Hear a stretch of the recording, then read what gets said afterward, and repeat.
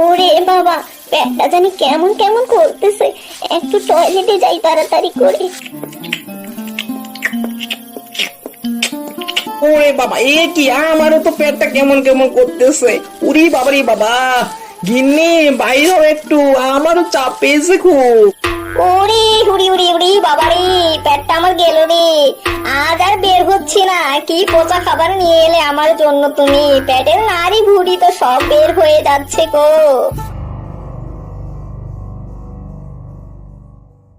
গভীর বনের এক পাশে বাঘ মামার ফুচকার দোকান।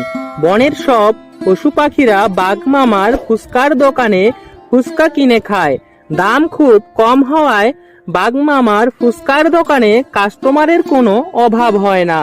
আসুন আসুন, ফুচকা খেয়ে যান, কম টাকায় ভালো মানের ফুচকা কিনে খান। আমার ফুচকা একবার খেলে বারবার খেতে ইচ্ছা করবে। আসুন আসুন, ফুচকা খেয়ে পরীক্ষা করুন আমার ফুচকা ভালো না খারাপ। একটু পর বাঘ মামার ফুচকার দোকানে এলো এক ছাগল।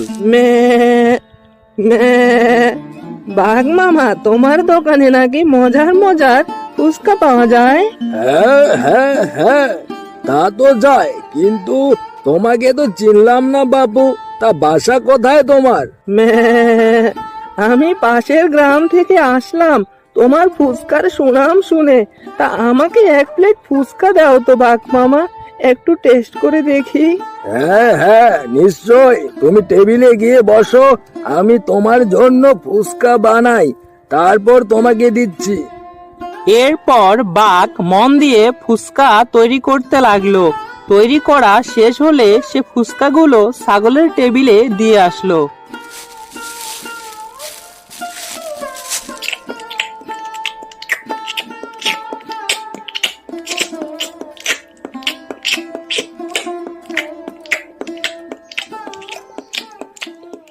হ্যাঁ গো, শুনতেছি বনে নাকি বাঘ মামা ফুচকার দোকান দিয়েছে। ও কতদিন হলো ফুচকা খাই না, তা ফুচকা নিয়ে আসো না একদিন। তার সংসারে তো কোনো মন নাই, খালি খাই খাই আর খাই খাই। সবার বউগুলো টাকা বাঁচিয়ে কত কিছু কিনতেছে, আর আমার বউটা হয়েছে একটা, খালি খাই খাই আর খাই খাই। তুমি এভাবে আমাকে খোঁটা দিচ্ছ, না হয় একটু বেশি খাই, তাই বলে কি খোঁটা দিতে হবে নাকি? খটা দেওয়ার কি আছে, যা সত্যি তাই তো বললাম। খাই খাইটা এবার একটু ছাড়ো, সংসারের দিকে একটু মন দাও বাপু। কি আবার খোঁটা দিচ্ছ তুমি? কেঁদে দিলাম কিন্তু।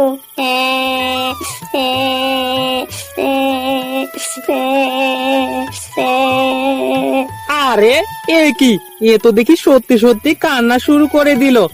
আচ্ছা ঠিক আছে ঠিক আছে, কালকে তোমার জন্য বাঘ মামার দোকান থেকে না হয় ফুচকা নিয়ে আসবো। কি সত্যি? বড় বড় ফুচকাগুলো নিয়ে আসবে কিন্তু, আর টক জলটা একটু বেশি করে নিয়ে আসবে। উফ, কি যে মজা করে খাবো আমি। হ্যাঁ তা তো আনবো। তা ফুচকার কথা শুনে তো দেখি কান্না থেমে গেল। আরে কাঁদবো কেন, ওটা তো একটা অভিনয় ছিল, তোমাকে বোকা বানালাম, কেমন মজা, হাহা।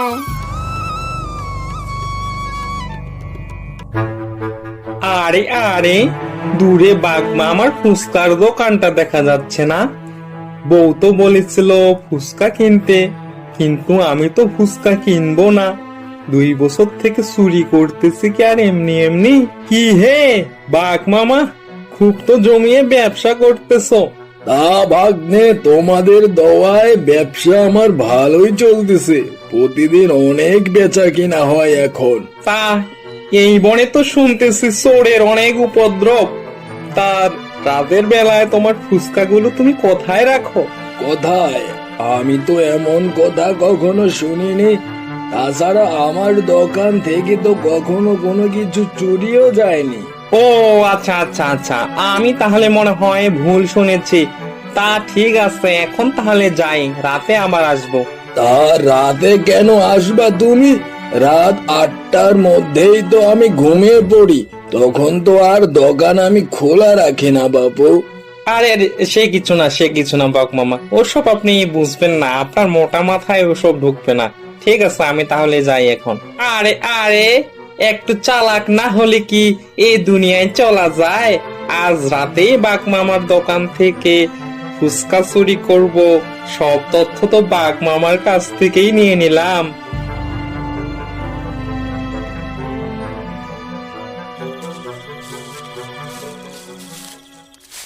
হায় হায় গো, আমার সব ফুসকা চুরি হয়ে গেছে।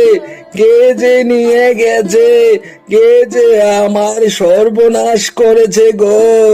বাঘ মামা কিছু বুঝতে না পেরে হাঁটতে হাঁটতে কথা বলা গাছের কাছে গেল। কি হে বাঘ মামা, কি মনে করে এদিকে এলে তুমি? তুমি তো এদিকে আসো না। আরে ভাগ্নে, আমার সব শেষ হয়ে গেছে রে। আমার দোকানের সব ফুসকা কে যেন চুরি করে নিয়ে গেছে কাল রাতে। তুমি একটু আমাকে বলো, এই ফুসকাগুলো কে চুরি করেছে? ও এই ব্যাপার, তোমার ফুচকা গুলো একটা দুষ্টু শিয়াল কাল রাতে চুরি করে নিয়ে গেছে। আমি আমার দৈব্য বলে স্পষ্ট দেখতে পারতেছি, সে আর তার বউ তোমার ফুচকা গুলো মসমস করে খাচ্ছে। কি? আমার ফুসকা খাওয়া? আমি এক্ষুনি গিয়ে তাদের ফুসকা খাওয়া ছুটাচ্ছি। দাঁড়াও রে বেটা শিয়াল। আরে বাঘ মামা, এই বনে তো অনেক শিয়াল, কিভাবে তাদের ধরবে তুমি? আর তাছাড়া তোমার মাথাটা তো মোটা, বুদ্ধিটাও তো কম। তুমি আমার কথা মতো কাজ করলে ওদের তুমি জব্দ করতে পারবে।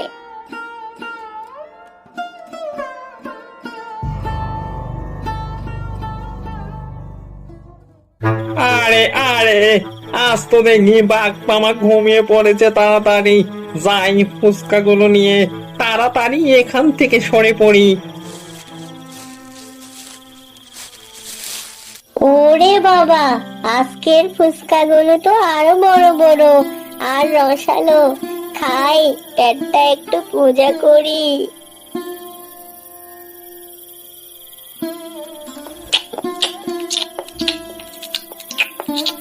ওরে বাবা, পেটটা জানি কেমন কেমন করতেছে। একটু টয়লেটে যাই তাড়াতাড়ি করে। আরে আরে, যাও যাও, তাড়াতাড়ি করে যাও, এই তো সুযোগ। আমি একটু পেট পূজাটা সেরে ফেলি। এর আগের বার যখন চুরি করে নিয়ে আসলাম তখন তো তুমি আমাকে দিলা না, এখন সবটাই আমি খেয়ে ফেলবো।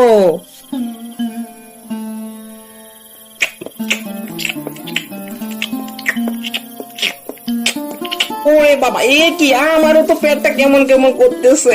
উরি বাবারি বাবা, গিন্নি বাইরে হও একটু, আমারও চাপ পেয়েছে খুব। ওরে উড়ি উড়ি উড়ি বাবারে, পেটটা আমার গেল রে। আজ আর বের হচ্ছি না। কি পচা খাবার নিয়ে এলে আমার জন্য তুমি? পেটের নাড়ি ভুড়ি তো সব বের হয়ে যাচ্ছে গো। আরে আরে বউ, বাঘ মামা মনে হয় খাবারে কিছু মিশিয়ে দিয়েছে। একটু বের হও গো, তাড়াতাড়ি। বের হয়ে গেল গো, বের হয়ে গেল। আরে আরে, বের হোক, সেটা কোনো ব্যাপারই না। ঘরের মাঝখানে সেরে ফেলো। আমি বাবু আজকে আর বের হতে পারবো না। বউ, পেটটা যে ব্যথা করতেছে। উহু, ঘর তো নোংরা হয়ে যাবে গো। তুমি বের হও বউ, আমি ঢুকি একটু। আরে জীবন নিয়ে টানাটানি, আর তুমি আছো ঘর নিয়ে। জীবন বড় নাকি ঘর বড়?